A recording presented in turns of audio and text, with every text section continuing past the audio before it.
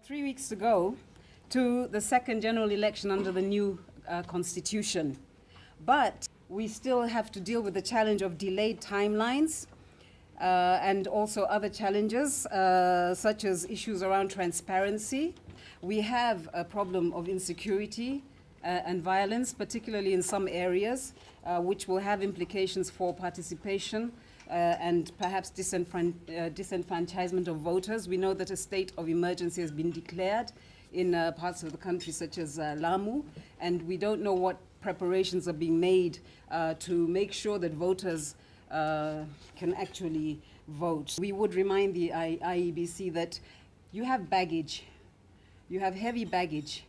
You've inherited it from the past, and some of it is also a result of current actions. And that means that the public trust is extremely sensitive. People are liable to be alarmed by reports of failings, etc. So an extra attempt, an extra effort must be undertaken to allay public fears. Two things that the IEBC should be minding in its decision making is to manage things in such a way that it maintains as much control over time as possible. It also maintains as much control over the possibility of the courts intervening as possible. Because as you've rightly pointed out, the moment the courts intervene, they impose on you ways of working that may not have been in contemplation or may be objectionable to yourselves but have got to be complied with, and so on and so forth. 20 days to the election, we don't have presidential ballot papers.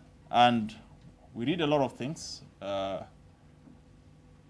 To the extent that people think there's something totally wrong with the commission. But I want to assure you one thing, that whatever decisions we've made, or whatever decisions I've made, those decisions have been made in the greater interest of the country. A peaceful election is a result of credibility and fairness. And so it does not help when security forces threaten and intimidate the citizens.